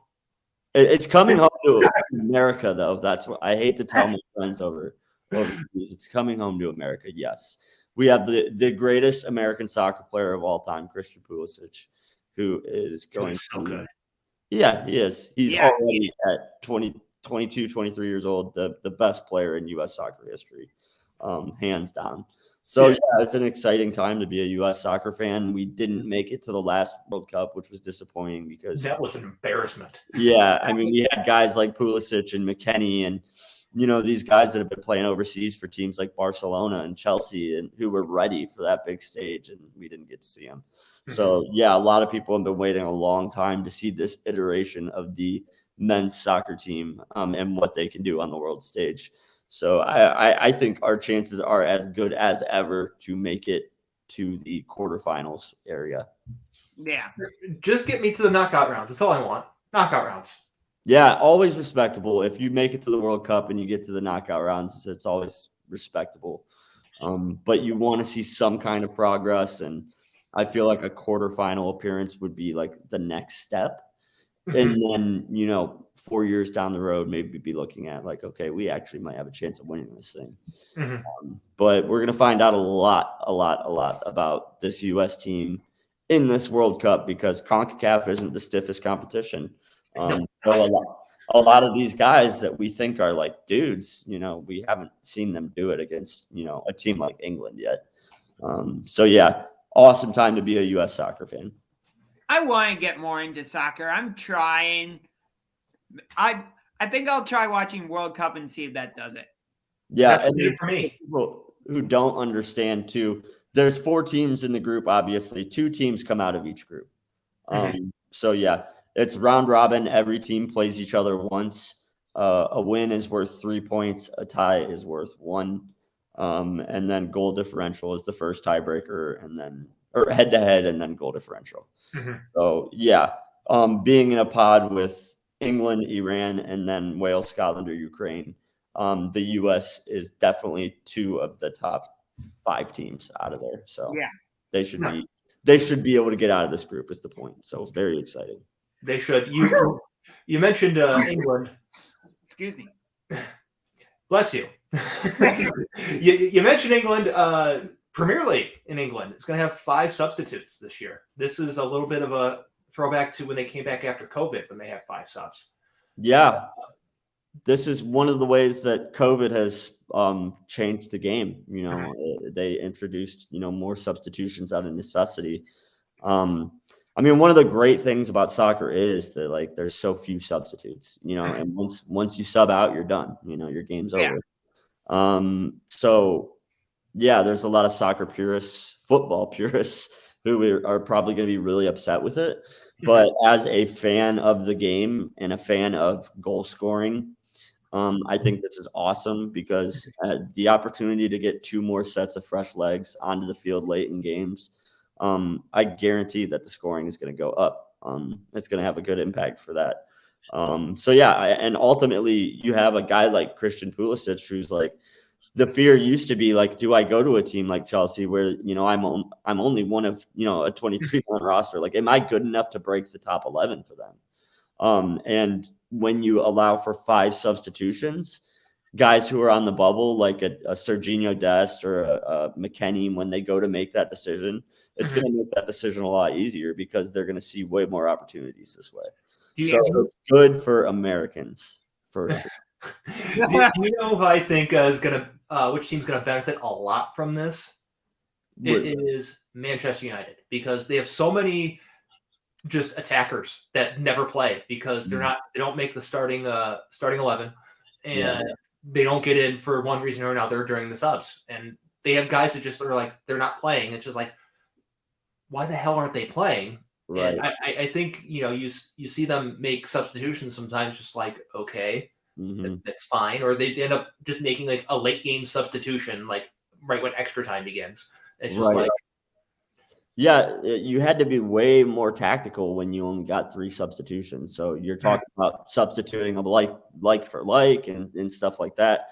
But when you have 5 subs, you can be a little creative, and it's like if you just see somebody out there that you don't necessarily like what you're seeing from them, you're not necessarily afraid to sub them out for a player of another position. You know what I mean? Like, so yeah, I think it's going to make it more exciting, personally, but yeah, it's happening. It's official. So yeah. So sorry about the soccer chat for about 7 minutes, but special occasion. We qualified for the World Cup for the first time in 8 years. So and the Premier League introduced a very like landscape shifting substitution policy. Right. But so we apologize, but we will go back to American sports. And now back to your regularly scheduled program. We talked about jerseys a little bit earlier. Both the Nationals and Wizards came out with Bloom jerseys. Nationals for the City Connect series that Major League Baseball is doing, and the Wizards for their City Edition for next year. Yes. The Wizards got it right. The Nationals are horrible. Shit, you stole my jersey. Yeah, the Nationals. When I saw the Nationals jerseys, I'm just like, what is it? Like, yeah, that one doesn't do anything for me, but I thought the Wizards Bloom jersey is really sweet. I'm a big fan. I know that you guys aren't as crazy about the transition on the shorts. I hate it. That's my least favorite thing. It's the thing I hate the most on any type of jersey is color gradients like that. I can't stand it. As a fan, like I don't concern myself with the shorts as often because I would never wear a full uniform anywhere. But like I will wear the top, So like for me, I don't care as much about the shorts. But yeah, I really like the tops. I think they got 100% correct. I think they're real nice. Yeah. But yeah, the other thing I didn't get about the Nationals was like going with WSH. I don't know. It's just, why not Washington? Why not DC? Why not anything other than WSH? You know what I mean? Like, yeah. Or even DMV. There's a lot of people have a lot of pride in that region, being involved from all 3 of those states, So like incorporating that in some way could have been a cool way to like influence the City Edition. But yeah, I think they had a lot of opportunities that they missed with this one. Yeah. I need to refresh my memory here real quick of what exactly it looks like. Oh Jesus! It's one of those looks that is just very forgettable. That was a mistake. It looks like it's made of like t-shirt material. I don't know. This is just like It's bad. I like the hat. The hat's Yeah. cool. I like the hat, but it's a weird gray color that doesn't appear in their normal color sets, which I guess is fine because that's what they're doing with the City Connect. Like the Boston ones are like bright yellow and light blue. Yeah. You know what I mean? Yeah. So it's fine, but I'm looking at these and like, it doesn't do anything for me. Yeah. Yeah, when I first saw the Red Sox in that bright yellow and bright blue, I'm like, wait, it took me a second to figure out that it was the Red Sox. I'm like, wait, what? I thought that they missed an opportunity here to do like because the cherry blossoms, that's what they're honoring, the cherry blossom trees. Like Why not? why not use like some kind of like vine wrappage, some floral, look or something? Like they could have done a lot of interesting things with this, but they went gray, which is like gray doesn't make me think of spring and blossoming, and you know what I mean? Like, so in that way, I think that the color scheme didn't make sense to me. You're right. Gray makes me think of Ohio like 9 months out of the year. You know what Yeah. I mean? You look Yeah. at it, it's just kind of Dirty gray snow. sky. Yeah. Dirty snow. That's what it looks dirty like. snow, or the sky's just gray in the middle of Mhm. July for no reason. Like the Arizona iced tea cans, though? How they Yeah. have the floral. That would have been so good. Or So here's good. an idea: like make the jersey that pink color. Yeah, exactly. The color of the flower, and Yeah. I just think that they could have been brave with this one and like took a chance and like made something really cool and unique. And instead they just went really safe and boring. I mean, Yeah. they could have had like an awesome one last year, like Miami's last year. Those were awesome. Those The were White Sox ones were awesome. The Phenomenal. inverted pinstripe, colors. Those were awesome. Yeah, those were really cool. Yeah, I Instead, love those. we end up with this, which is easily the worst one, slightly edging out like what, the Giants? Yeah, Yeah. probably. I don't even remember were the Giants ones that like orange. Yeah, it had like a G on it for some reason that was like not this Giants font, and there was like a bridge with fog obscuring some of like the lower parts on the Oh sleeve. yeah. Like, those were terrible. Yeah, those were awful. I I don't. love this though. Anytime they're introducing more looks, like I think it's a good thing. I love it. And side note, those jerseys are in the new MLB The Show. Huge for And players like us who care about stuff like that. Like I literally, when like growing up playing Madden and things like that, like I remember in certain editions of Madden, I played with certain teams because they had certain uniforms with them. Yeah. Like, I remember when I would play, the Mike Vick edition of Madden, there was a very specific uniforms outfit that I had designed for every time I played. Mm-hmm. So like, yeah, it's cool for fans of stuff like that. Like it is really cool that the show already has incorporated that into the game. Yeah. So good on Yeah. them. I like to play with alternate or throwback uniforms on all the time. Like pretty much 90% of the time, I'm not wearing the standard home or road. Same. You know what I mean? I'll use the Phillies and use the light blue jerseys from like the 70s that they have in their rotation. Those I'm playing with the Mets. I'm wearing the black jersey. That is a very divisive among Mets fans. You know what I love mean? the blacks.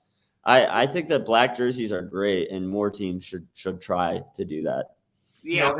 If I played when they were the Indians, if I played with the Indians, I would use their 80s jerseys. Also, when I use the Mets, I use their 80s jerseys too. The racing stripes on the sleeves. Yeah, for sure. Yeah. The problem with black is it's a summertime sport, and it just does not play in the sun well. It's great for nighttime, night games. But for for late games in the fall and stuff, like black jerseys would be really cool.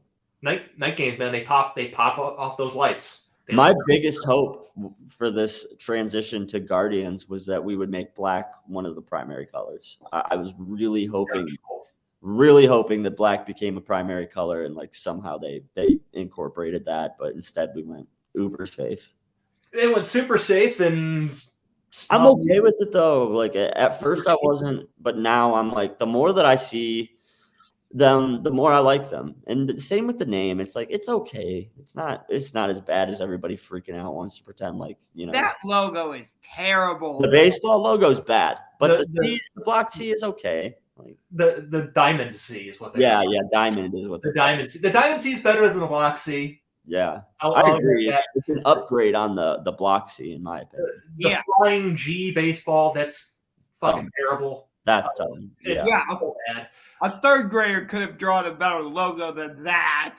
Yeah, I mean, or just use like the image of the Guardian, like one of the bridges. You know what I mean? Like incorporate it somehow. Like, but to do a baseball, it's so generic. It's like something like when I would use like Microsoft Word when I was in like grade school and use clip art, and like all of my like book reports would have like clip art of like images on it in ridiculous spots. Yeah, that's what it looks like. It looks like a 7-year-old used clip art on a baseball book report and like and just threw in a random baseball image, and it was like, oh, there we go, we'll use that. Yeah, it's clip art. That's what it is to me. It really does.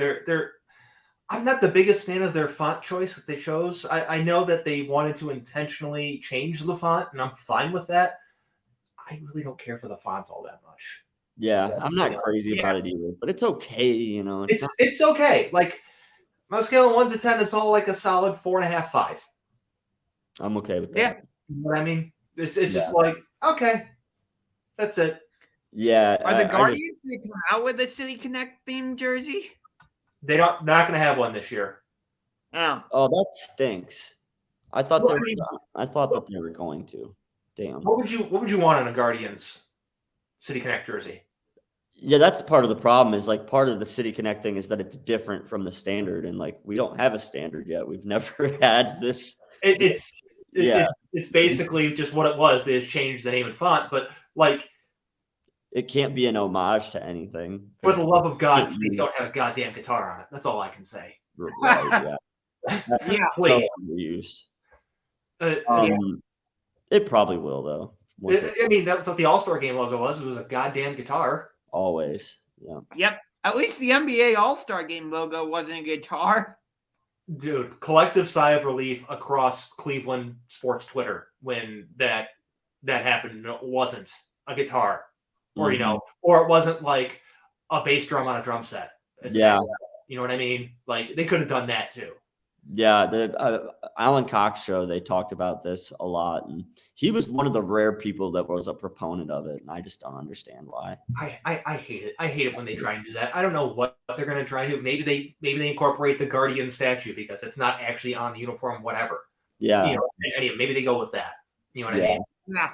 Or if they use like some kind of like caricaturized version of the bridge statue in some way, like they could have done. There's things they can try to do at least, other than a guitar. I think it's funny that like none of us knew what those statues were even called before. Mm-hmm. Yep.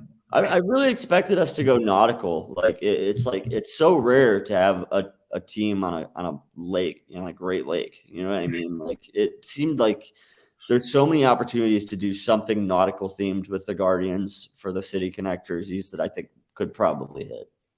Oh, I thought you meant for the name. Well, that too, but I'm just saying for now going into the future, like that's something I would like to see them try to incorporate a little more, maybe. Okay, did you see that Tom Hanks is going to throw out the first pitch at the home opener? For us?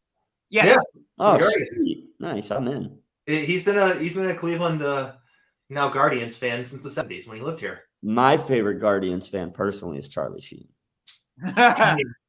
He is the most iconic Guardians fan of all time, I think. Unfortunately, I cannot watch or go to the Guardians home opener because that is the first night of Passover.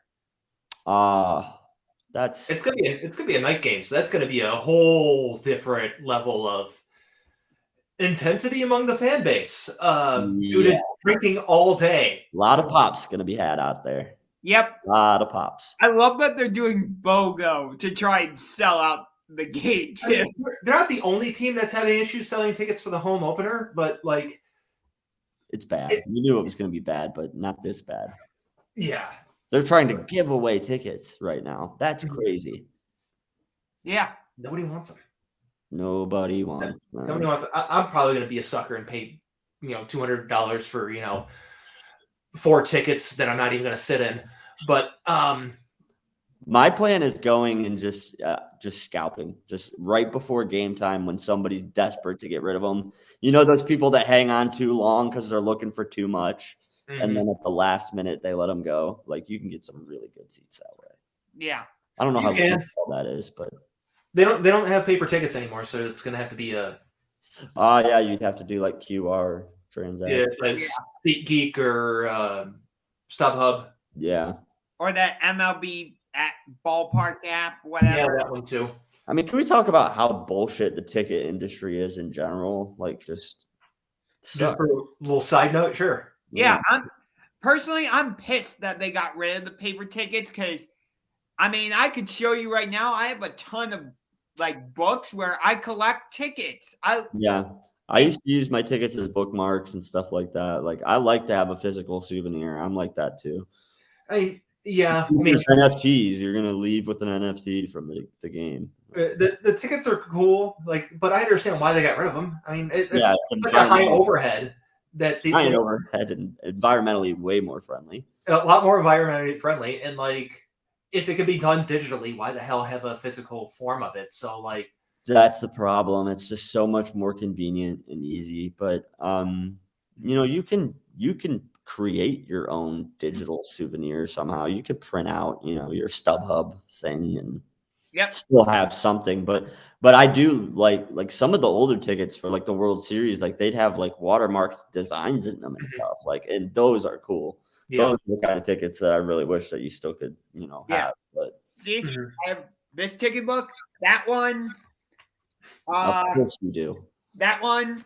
I don't have any ticket books, but I have them collected in a Ziploc container. Yeah, I've got them all over the place. They're just everywhere. Yeah. Anywhere that I have things in storage, I'll find tickets of concerts and sporting events and just thrown in there. Yeah, because I used to always just hang on to them, or at least just one of them. Just for if everyone else is throwing away, I'm I'll just hang on to one. Yep. People would give me all of theirs. So for some reason they're like, "Hey, I don't want my tickets." I'm like, "Okay, I'll take them."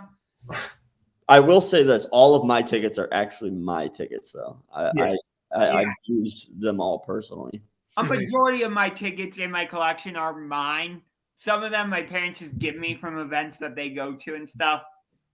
Fun fact, I have 2 tickets that were both mine from one game, the 500th game at the Big House. I have my student ticket that got me into the doors, and then I have my scalp ticket that got me back into the doors after being tossed out in the second quarter by Campus PD.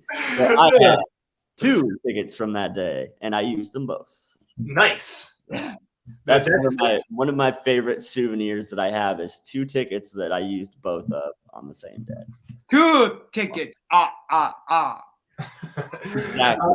Exactly. All right, let's get into some baseball stuff here. Albert Pujols returns to St. Louis. Makes so much sense, right? They got the DH now. He doesn't have to play in the field. Doesn't have to play every day. Absolutely. Just launch bombs. Him and Yachty can have one more season together and then retire, then go into the Hall of Fame, first ballot Hall of Famers 5 years from now, or whatever the hell the timeline is. 100%. Yeah, I love this. I love this for him. I love this for St. Louis. I think it just makes sense all around. I think that the DH rule, the Shohei Ohtani rule, or whatever you want to call the new it's the universal DH. Yeah. That rule definitely has impacted, I think, that move. It made it way more possible and feasible and understandable for them to make. So yeah, I'm sure that played into it a little bit. Yeah, because you can't put him in the field anymore. No, you can't. There's a reason why he was DHing in LA. Okay, right. For the Angels. Yeah, but, good story. I always thought he would probably end his career in St. Louis, just one farewell season. Yeah, it always made sense that would happen for them. Yeah, they're just when the team that plays off tradition. And... Yeah. Oh yeah, Hall of Fame. Yeah, when he goes into the Hall of Fame, for sure he'll go in as a Cardinal. Well, yeah, he won World Series there. Yeah, he didn't win shit in LA. Yeah, he won World Series titles with the Cardinals. He made his money in LA. But he won in St. Louis. Yeah. Not that he didn't make millions of dollars in St. Louis as well, but that contract that took him away from there was massive. Mm-hmm. Yeah. Yeah. At the time, anyway. Now it's a lot more commonplace. A contract that big, but LA really, the Angels really went for it for a minute there. They signed Pujols to that giant deal. They signed Josh Hamilton to his deal. Like, they went for it. It didn't work, but they went for it. 100% did go for it. Looking at the Yankees, they got some problems with their pitching rotation with guys not named Garrett Cole, who has his own issues that he has to deal with anyways. But Luis Severino has body soreness. Like, this guy is just fallen off the face of the planet since he was like good for like a year, like 5 years ago. Yeah. I can't agree more. Like, it's just one thing after another too. But yeah, they have some serious issues on that staff that they need to address, put it that way. They are not one of the better staffs. No, they're not. This does not help. Adding injury to insult does not help. Yeah. I mean, their rotations outside of Garrett Cole is kind of gross to look at. Jordan Montgomery, Luis Severino, Jameson Taillon, Nestor Cortez. Yeah. Their bullpen outside of Aroldis Chapman, same problem. Jonathan Weiss, Chad Green, Clay Holmes, Wandy Peralta, who I'm always surprised is still in the league, and Joel A. Rodriguez. Yeah. Right now, I would say the Yankees are probably third best team in that division. I think it's possible that the Yankees finish fourth in that division. Yeah. I think it's definitely possible. When you look at fourth place in that division last year was the Blue Jays, and the Blue Jays won 91 games. Yeah. So yeah, fourth place is very possible for the Yankees. Absolutely. I just look at their roster. They have a ton of just injury-prone guys in that lineup. Josh Donaldson, Aaron Hicks, Aaron Judge, Giancarlo Stanton. Like, they're good players when healthy, but when healthy, they get hurt all the time. Yes. Yeah, that's been the story on a lot of those guys has been injuries. And that's just like something like the Yankees are just constantly dealing with is like star players being injured. Like they always have these guys that are just like injury prone. Yeah. But going from guys on the Yankees that are hurt all the time to the Pittsburgh Pirates doing Pittsburgh Pirates things, they optioned O'Neal Cruz down to AAA as a development decision. They're manipulating service time. That's what they're doing. That's exactly what they're doing. Let's not even pretend like they're not. That's what they're doing. That's exactly what they're doing. O'Neal Cruz has like nothing left to prove in the minors. They're going to hold him down there for 2 weeks or 15 days or whatever until it's time for him to so they have that extra year of control. Then they'll bring him up. Like, that's exactly what they're doing. He'll be down there for 2 weeks or maybe a month, and then he'll be their starting shortstop. And they'll have their young left side of the infield with Brian Hayes and O'Neal Cruz. Yes. But, like, it's just like we had the giant lockout, the CBA negotiations to try and prevent stuff like this from happening. And, here we go. Pirates go, watch this. We're gonna do what we always do: manipulate service time, suppress players, and that's just where we're at. I feel like I should be surprised. But it's the Pirates, so I'm not. It's the Pirates. They're like saying that they're not taking trade offers or trade calls for Brian Reynolds, but I think they're taking trade calls for Brian Reynolds. Yeah, I think so too. I hope someone's calling. Someone that we're all familiar with, I hope. Yeah. Yeah, it'd be great if Cleveland would call, but I don't think we're going to. But thoughts on O'Neal Cruz being sent down for development, seasoning? Man, I don't know. It didn't make sense to me. I mean, it's the Pirates, like if ever there is a team that's just like, why not get this guy up now?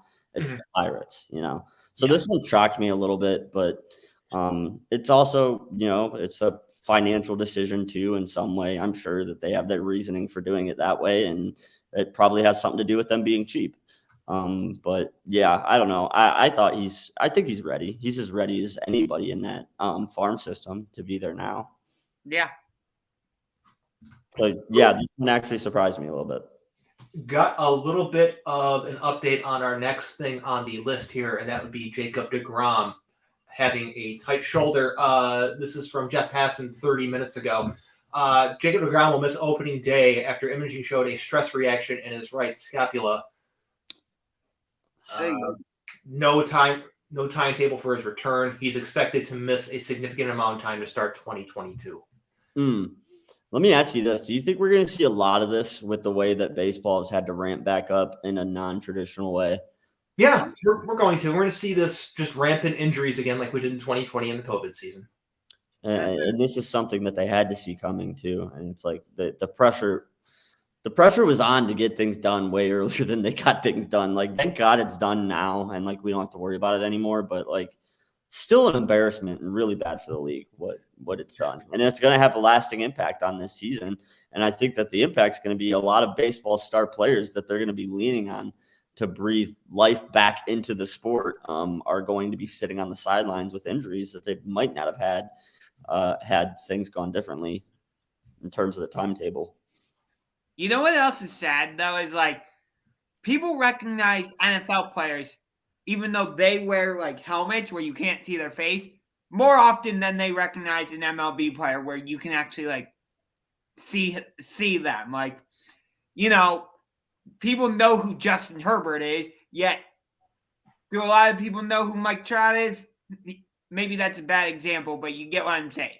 I think that's a bad example, but I think that that's true of a lot of people. That like, it's just not like football is the king in this country when it comes to sport. So like those guys, like they achieve a level of celebrity that guys in baseball can't really achieve in this market yet, you know.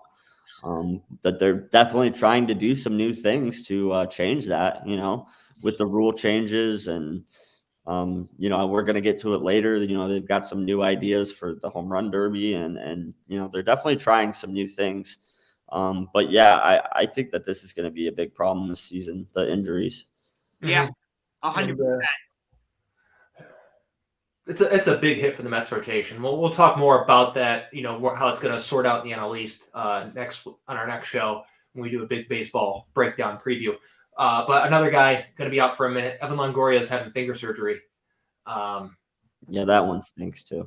That's going to impact the Giants and their hope to, you know, stay relevant in the NL West. I think last year might have been a blip for them. Just like I agree. Let's see what else we got here. Mike Matheny got a club option exercise with the Royals. Made sense. He's okay. He's okay as a manager. He's fine. And, you know, you look at the Royals, they're probably. I think this is going to work out well for him, and the reason why is because I don't think the Royals are there yet. I think they'll take a leap of sorts next year, the year that his club option on his contract is, and that could set him up for a much larger deal with the Royals down the line. Yeah, to me, that's why exercising this option made sense. It was, you know, this team isn't ready yet anyway. Like, why not take the option on his contract, see how things go, and then, you know, reevaluate at the end of the season from there. So yeah, this one made sense for me. Obviously, like if I was a Royals fan, it's not something that like is going to be all too exciting, but it makes sense. So yeah, the Royals are nothing special, but I don't think they're going to be like a terrible team. They'll probably finish third in the division if I had to guess. Well, we're going to do our predictions next week, so don't give away too much about what you think about the division. Okay. The Royals are fine. They have some exciting players. At some point this year, we are going to see, you know, Bobby Witt Jr. And that dude's supposed to be special. But, yeah. But anyways. They've got one of my favorite players on their roster, baseball guy Whit Merrifield. He is just I love that guy. Yeah. He's fun. He's fun to watch. He's just like a really throwback baseball player that like the things I love about baseball, like he reminds me of. So I like watching him play. Is it just me or does it feel like the Royals are trying to get back to what they were in 2014 and 2015 with like just stealing bases left and right? Well, that's the way they have to operate. They're not going to have any big contracts on their roster. Why do you think they didn't retain Eric Hosmer and Mike Moustakas? You know what I mean? They can only pay one of them, and the guy they paid was Salvador Perez. Right. Yeah, I think you hit it right on the head. When you're a small market team like them, like you have to operate within the confines of your pay structure and what you can afford. And right. For them, like, small ball makes sense. You can get a lot more tactically out of playing small ball with, less talented players, so you kind of have to. So yeah, I think that's the other reason too, that like it made sense to stick with Matheny, because like he's shown that he can fit into that mold at least, and he can manage that style of team. So yeah, I think that we'll continue to see that style of play from them for years to come, unless they get bought out by some oil billionaire or something. Who knows? Yeah, they just have to operate within their means, and operating with their means is employing a lot of on-base percentage, contact, stealing bases types. Every time Cleveland would play Kansas City, Adalberto Mondesi and Whit Merrifield would absolutely terrorize this team. Mondesi not as much as he couldn't get on base at a good rate. Whenever he did, he would steal a base immediately. And Whit Merrifield's just doubles. Yeah. Doubles and stolen bases. But he's a very good player to have in your fantasy team, I'll tell you that. Yeah, and then there was Mike Sweeney, the Indian killer. Oh, yeah. His time in the sun. Like, good Lord, he used to just terrorize us. Remember Billy Butler? Yes. Billy Butler. Billy Butler, too, yeah. Breakfast, all-time nickname, by the way. Breakfast.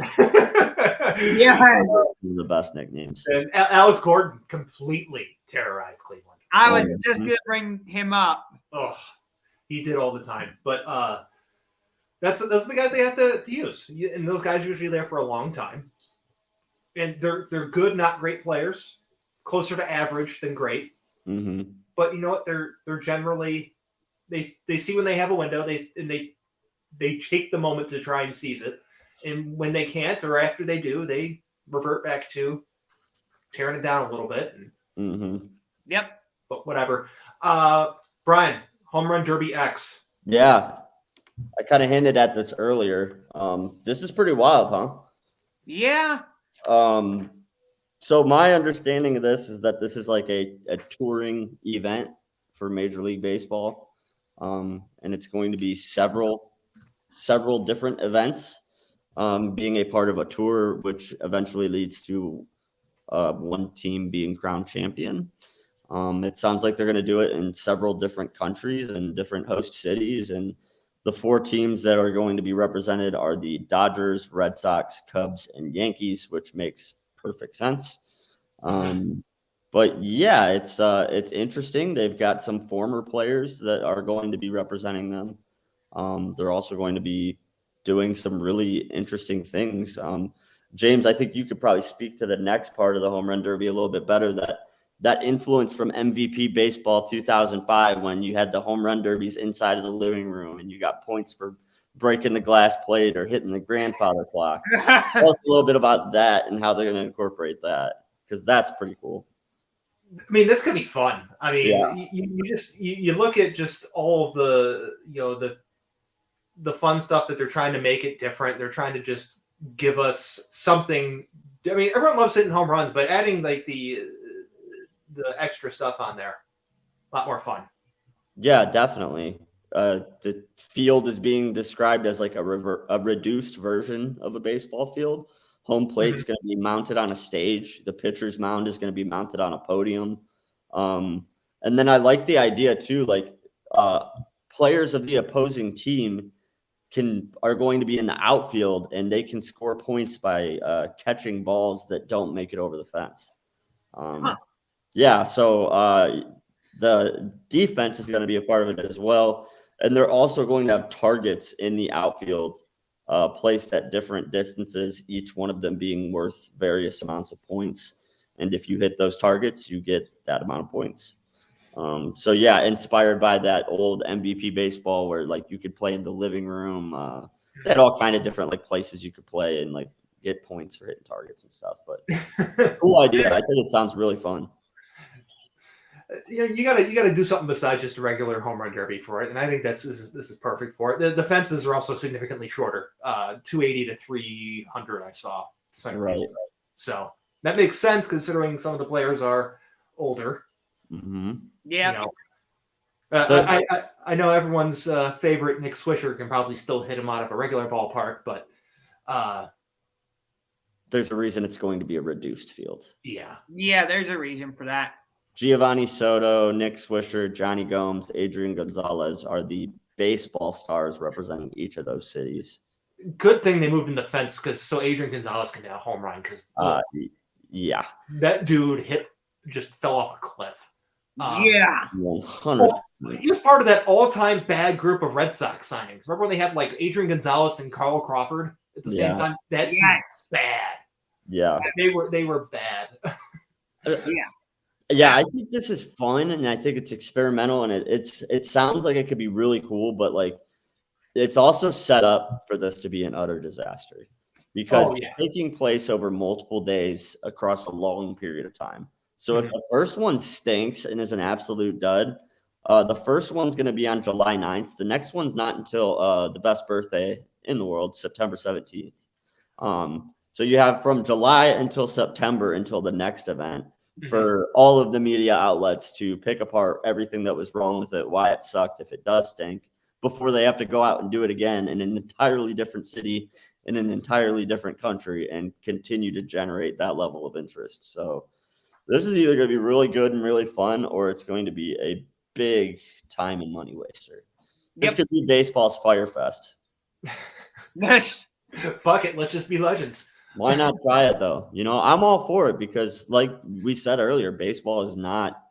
They need to do something. And this is something. And this is something. So at the end of the day, I think this is going to be a really good thing. I think it's going to be fun. But, yeah, it does kind of have the potential to be a huge disaster. They had to make an attempt at doing something, and this is their attempt. Right. But my understanding is we're still having the home run derby on All-Star Weekend, like the normal home run derby. Awesome. So, yeah. So we still get that. Where's the All-Star game this year? Dodgers. Yeah. Oh, okay. Okay. Yeah. Speaking of home run derbies, every ballpark's now going to have a humidor. This is kind of big. Very big. It's going to see increased home run rates in places that have, more, I guess, moisture in the air. Yeah. So any ballpark right next to a body of water gonna have more home runs. Mm-hmm. And Cleveland is kind of hitter friendly already, and they're gonna be one of those teams. Yeah. Yeah. Anything that's going to make the ball go farther and higher and faster, I'm okay with because that's good for the game at the end of the day. So yeah, this is cool. It's interesting to see them incorporating like some sports science into things, but yeah, the amount of moisture in the air will affect how far the ball can travel. So yeah, this is a good idea. It makes sense, and hopefully it does have a positive impact. Yeah. I mean, the Rockies are just going to get more home runs. Well, yeah. Yeah, for a city like Denver that's already got balls flying out of the yard, it'll be interesting. But you've got teams like New York, too, with the real short porch in right field, or even Fenway, like with a short porch in left. Like, I think that this is going to lead to a lot more. Which some people are crazy about, which I don't understand. I think more home runs is always good for the game. And if you could do it without incorporating steroids into the game, then that's awesome. Yeah.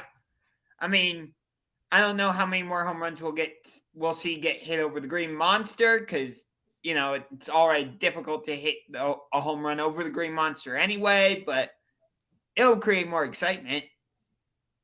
Hitting a home run in Boston is a lot easier than you'd think. You'd think that the high wall is like a huge factor, but with guys in their launch angle now, like it's really the fact that it's a shorter porch is more important than the fact that it's super tall.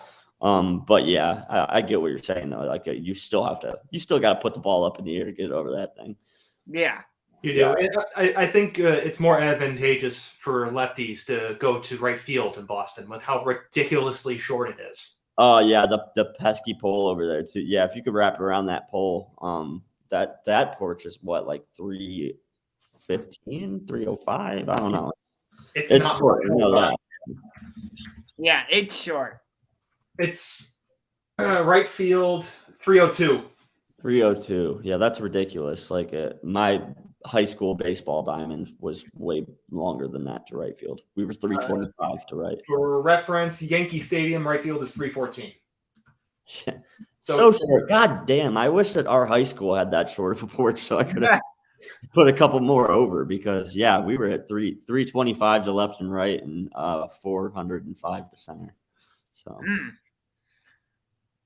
Well, we got about 15 minutes left or so, if I'm doing my math right.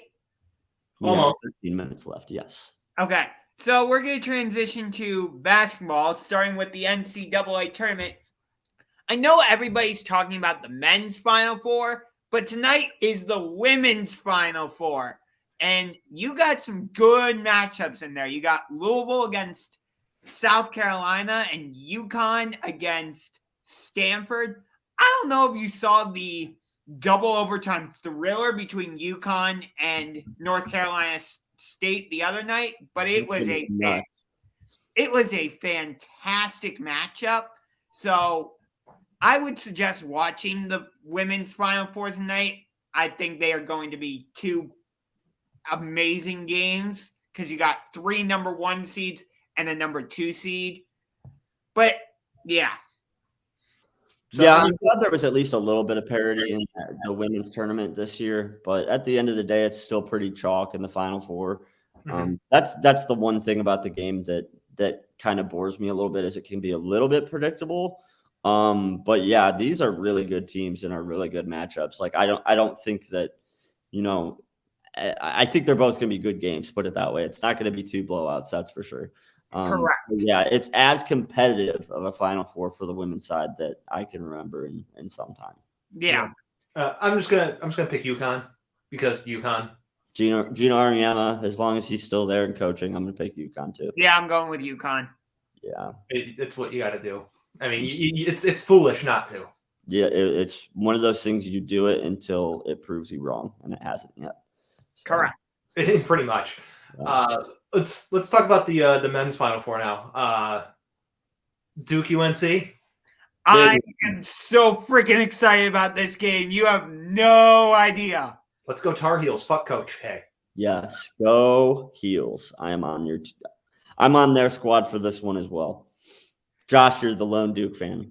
No, I'm actually not rooting for Duke. Oh, you're rooting for UNC? Nah, I'm just gonna. In this case, I'm just gonna be. I just hope both teams have fun. No. Why did you say that? No, I'm just gonna enjoy this as a college basketball fan because for me, you know how much I love this rivalry, so I'm just gonna enjoy it for that. Yeah, I mean, it's amazing to me that we haven't got this matchup in the Final Four yet before, so not alone in March Madness. This is the first time they're ever matching in March Madness. Yeah, it's kind of shocking, but yeah, it's awesome to see it mean something this much. You know what I mean? Like, rather than it being a regular season affair, So it's as big of a Duke UNC game as there's ever been. The stage is huge, obviously, with Coach K retiring and this being his swan song or whatever. Yeah, the storylines are good though, Yeah, I cannot wait for this matchup. It's gonna be fun. So who you guys got? I've actually got Duke winning this one, but I'm picking. I like UNC though. I can't see Duke losing this game. So you got Duke too? Yeah. I think Duke wins, honestly. And I hate to say that, even though North Carolina thrashed them earlier this season. Mm-hmm. I think Duke's gonna end up winning, and let me tell you, it will make great content to watch Big Cat continue to just fall apart. Just melt down every time that he wins again. Yeah. Unfortunately, too, I mean, I'm not trying to be a conspiracy theorist, but if there's ever been a team that they really, really, really want to make it to the finals, it's Duke. Yeah. So yeah, that whole storyline has me thinking like, yeah, it'd be kind of silly to pick against them. And let's look at it too as this, like in terms of Duke, what they usually are. This is a good Duke team. In terms of UNC and what UNC usually are, they're not as great. You know what I mean? They were a bubble team. They really didn't cement their place in the tournament to begin with. They're not a typical UNC powerhouse team. So I think for that reason, the cream rises to the top and this Duke team ends up winning it. But definitely a good season by UNC and overachieved. Yeah. Can we talk about the fact, too, that the Big Ten had 9 teams in the tournament, and when it got down to the Elite Eight, they had, what, 1? We tried telling you that before the tournament that the Big Ten is not that good. It's an illusion. And we found that out very, very quickly. Yes. Yeah, unfortunately, it's just not. The ACC is still the best conference in college basketball, in my opinion. They had, 3 teams left in the Elite Eight, I believe? Duke, UNC, and Miami. Oh, in the Elite, there's only 4 teams left now, though. Yeah, I'm talking about I'm saying in the Elite Eight. Kansas is playing in the Elite Eight, yes. In the Elite Eight, yes. Yeah. But yeah, there's only 4 teams left, and 2 of them are from the ACC. So still, 50% of the field. Exactly. Yeah, I like Duke in that game, and then the other one we got the Kansas and Nova. I'm going Nova. I'm going Kansas because they were my pre-tournament pick. They were my still alive. Me and Brian's pre-tournament pick is the only one left standing. Still alive and kicking. I'm going for Kansas for that reason. But Nova's got a shot in this one. They've got a really good team. Yeah, Nova's good. Nova's a good team. I definitely think they have a chance. I really do. I think Kansas is better. Same. This is just really a year where it seems like the competition, like the cream rises to the top, like that. Obviously, people use that saying a lot, but like this year it really has. So I think that the 4 teams that are there belong there. Any 2 matchups between the 4 of these teams, I would not be surprised by. Like Duke and UNC both have a good chance of winning the game. Kansas and Nova both have a good chance, but I ultimately think it's going to be Duke and Kansas in the final. And I got Duke and Nova. I got Duke and Nova. Sorry, Duke, but you're not. Sorry, Coach K, you're not getting that swan song. Nova takes it. I knew you would pick the lowest seed out of everybody. I just knew that. Villanova's the 2 seed. UNC is the 8 seed. So if I would, the lowest seed would have been to take UNC. That's true. But UNC is UNC. They're still. They're still good. It's not. They're on a normal 8. It's right. Still, it's not Wisconsin at number 8. It's UNC that we're talking about here. So all right, we got about 5 minutes left for some Cavs talk. Evan Mobley's out for a minute. Stinks. We've only got 6 games left, right? 5, 6. Yeah, I don't.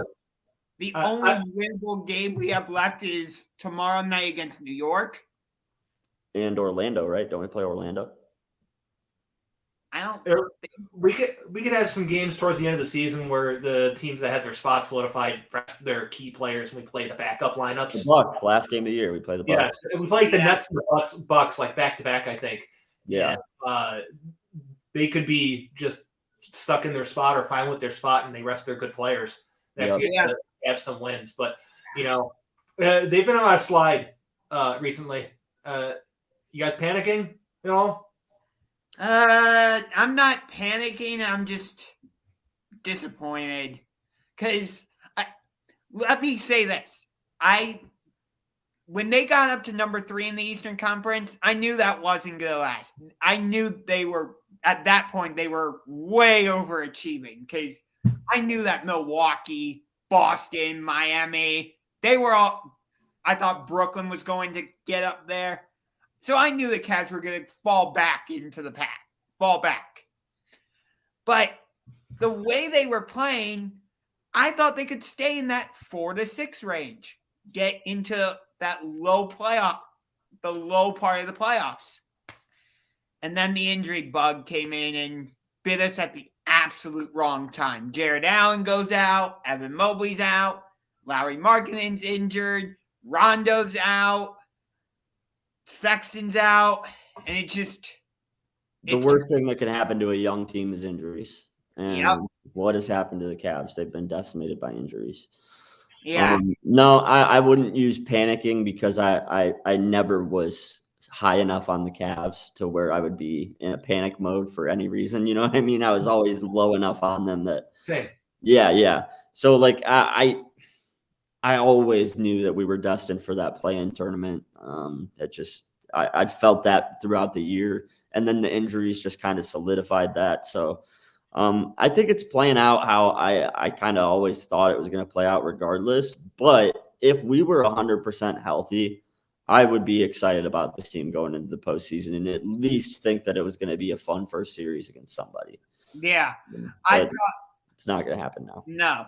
If we were fully healthy, again, I thought we could be in that middle tier of playoff teams and give somebody in the first round a headache. Mm-hmm. I mean, I look at this and like they have like really no business being here to begin with. So like I thought this team was going to have another like massive losing season. They have a winning season. They secured a winning season. Yeah. Let's be honest. A losing season would have been a lot better now. If you look at it, now that we're looking at it from this perspective where there's only 5 games left and we know we're not winning a damn thing, like I kind of wish we were in the lottery. Yeah, I mean, you look at it from I guess this perspective. At least getting into the play-in tournament and losing gives them some postseason success. Sure. Or experience. You know what I mean? It gives them something that they can build off of. Yeah. And what happens to young teams all the time that make their first like run is that they don't have the experience yet, so they don't know how to do it. Yeah. They don't understand like just how much stuff is amped up in the playoffs. And I see what you're saying. So there's value in going and getting your ass beat. There is. I mean, getting run out of your own building by the Nets. Yeah. And that's probably going to happen. Like, it does provide some value. Mm-hmm. Yeah. So our remaining schedule, we have the Knicks on Saturday. Sunday, we play the 76ers. Tuesday, we're at Orlando. Friday at Brooklyn. Next Sunday at home against Milwaukee. I'm calling it right now. Win, loss, win, loss, win. Yeah, I could see that. Probably. Win, loss, win. And we are looking at probably playing Brooklyn in the play-in tournament. Yeah, and then we'll probably lose that game and then host the winner of the Hornets-Hawks game in the next round. And let me be clear, the only reason I'm giving us a win against that Milwaukee Bucks team is because I think they'll be resting players. Oh, yeah. I understand that. Yeah. Otherwise, I would have thought 2-3 is probably how they'd finish out. But for that reason, I'm looking at 3-2. Great year overall. Yeah. Considering everything that they've faced and what the expectations were preseason, really positive year for the Cavs and for Jenkins staff. And I think I've looked at the season a little bit wrong. I'm not afraid to admit that because, again, I got a little too invested in it when we were, again, not when we were in the top 3, but when we were in that top half of the Eastern Conference in the playoff range. And you were drinking the Kool-Aid. I was drinking the Kool-Aid. And I mean, you did last year too. Yeah. For what it's worth, you did last year. I'm a diehard Cavs fan. What do you want me to do? So are we. The hell you think? I watched them get the shit kicked out of them last night. I don't think you were. Ooh. Good Point. I actually did. I was watching a lot of stuff last night, but the Cavs losing was not one of them. It was brutal. Did not look at that game positively going into it, and I had rooting interests elsewhere. So yeah, but that's gonna do it, boys. That's all the time that we've got for today. Yep. Awesome show. Make sure that you guys tune in next week because next week's the big MLB preview show. We will be picking division winners and World Series winners. So yeah, that's gonna be fun. I'm looking forward to that. We will most likely be back at our normal time unless circumstances permit that we have to. Stay tuned. But for now, you can expect us Wednesday 2 to 4. Correct. Make Cool. sure you subscribe to the So What's the Catch YouTube channel if you have not done so already. And we will see you next week. See you guys.